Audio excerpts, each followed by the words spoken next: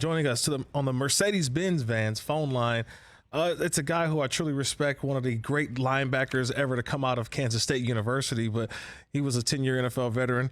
But he's also the co-host of the Twin Cities Live. This is when you know you're good. When you start doing local television, like morning shows covering food, fashion, and fun weekdays from 3 to 4:30 on KSTP TV. He's also a broadcaster on KFAN 1003. He is Ben Leber joining the program. And Ben, I have to tell you this before we start. One of the great pleasures that I have, and this is the beautiful moments of social media, is after every Minnesota Vikings game, I get this really close-up on Instagram of Ben Leber's face. And just your facial expression alone, I know what happened in the game.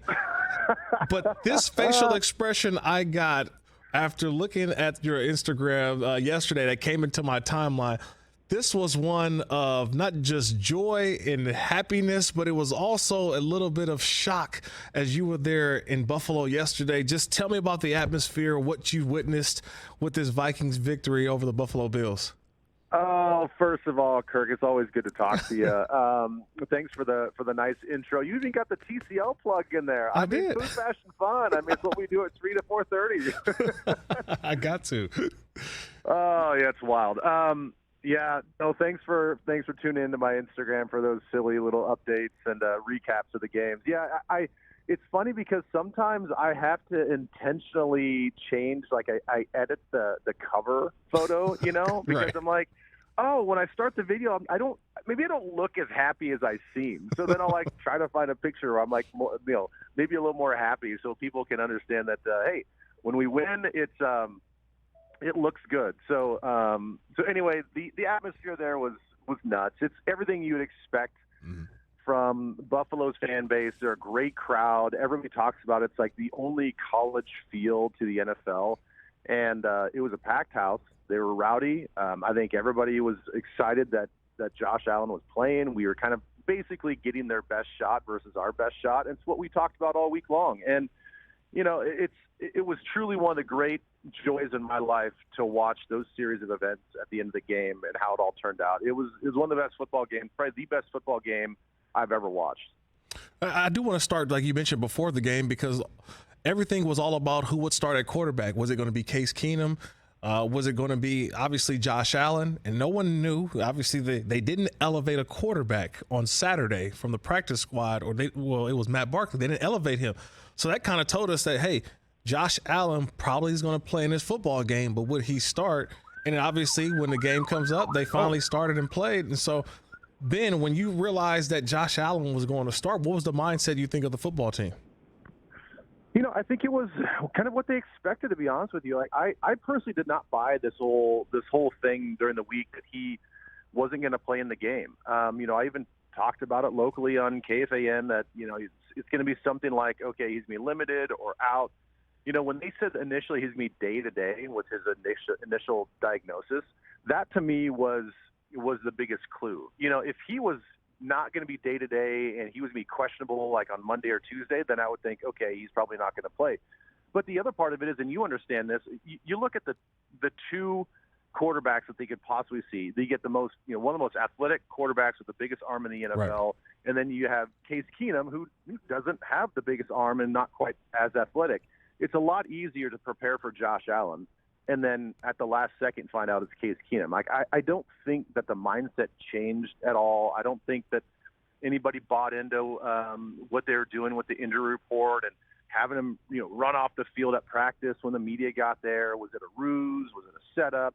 He didn't even warm up during the course of the game. Nobody really saw him on the field. So I think they put a lot of effort and drama into something that really, in the end, did not matter. He's Ben Leber, the 10-year NFL veteran. He's the broadcaster. He's also the sideline reporter for the Minnesota Vikings. But, Ben, one of the things that I love about the NFL, I am a big proponent for revenge games. I love revenge games. This was supposed to be the Stefan Diggs revenge game, right? The former Minnesota Viking taking on the Vikings as he's a member of the Buffalo Bills, going against the guy who they used the first-round pick for in Justin Jefferson. And it was supposed to be Jefferson and Diggs. Who won this trade? And yesterday, both of them made outstanding catches, probably two of the better catches you'll see all of the NFL season. But Justin Jefferson made a catch yesterday that ultimately you just, I mean, I don't know where it will rank in terms of all time, but that catch and what it meant on 4th and 18, just tell me about that one, Ben. Oh, I think it's better than the Odell catch, to be honest with you, because Odell's was amazing because he was falling backwards. It was one-handed, and really I think he had 2 fingers and maybe his thumb on it. It was an incredible catch. But you look at this catch and you slow it down, the defender had both hands, 10 fingers on that ball.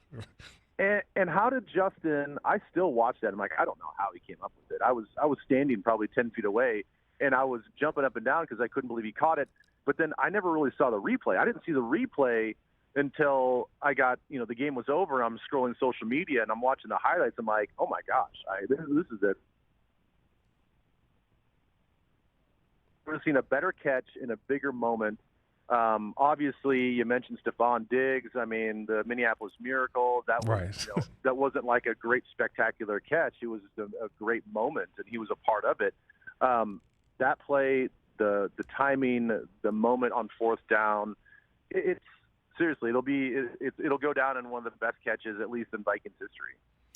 One of the things that this team didn't make the playoffs a year ago, but it didn't have to be overhaul changes, but maybe just a change in the voice, in the leader. And Kevin O'Connell comes in as the new head coach. You've had a chance to see him for now half a season.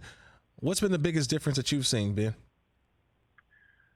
I think, there is a relaxed nature to the way that he approaches the game, and I think the guys really respond to that. You hear all these older, more experienced coaches kind of complain about the new generation of players. They're like, oh, these guys, they have to know the why all the time, and you have to over-explain things and blah, blah, blah. And, I think for some coaches it kind of exposes them that they can't just yell at a player and say, go do that, because that's what I told you to do. That style it's hard to bridge that generational gap. And I think with the way Kevin's come in, he's all about the why. He's all about the why as as a leader of men. This is why we're going to do things on a day-to-day basis. This is why we're going to do things on the X's and O's. They don't have a lot of yelling sessions. I don't think anybody's going into meetings feeling like they're just going to get beat down and ridiculed and embarrassed. Kind of like when we were coming up in football. That was sort of the deal. You dreaded those next day grade out sessions because you feel like sometimes you feel like you're 2 inches high because you're just getting beat down so much. It's not like that. It's an environment of respect, and I truly think that they care about the players, and the players feel that it's genuine. I think there's a lot of coaches that try to say one thing and they do another. But I think with Kevin and his staff, the way they communicate, the way that they walk the walk, guys can tell that they're not fraudulent, that they're genuine. You can follow him on Twitter at Nacho Leber, also on Instagram at Ben Leber Official. And Ben, what's the difference with Kirk Cousins? Obviously, the numbers are showing itself, but these were the games that Kirk Cousins would lose. And yet this year, the Vikings are winning these games. A lot of it has to do with the quarterback. Why is that? Yeah, a lot of it does have to do with the quarterback. And I think, they've kind of alluded to this a little bit more of a calculated risk-taking with Kirk. They're letting Kirk know that, hey, it's okay to throw interceptions. It's okay to throw into tight windows and take a shot, take a chance. Be a little bit of a gunslinger. I think, Kirk under Mike Zimmer, it was so much like, hey, we're going to protect the football. We're going to run the ball with Dalvin Cook. It's all about, time of possession and limiting mistakes. And I think too often Kirk kind of took the safe route because he was afraid to let his head coach down, thus letting his team down. But I think the whole team now knows that Kirk's got the green light to rip it.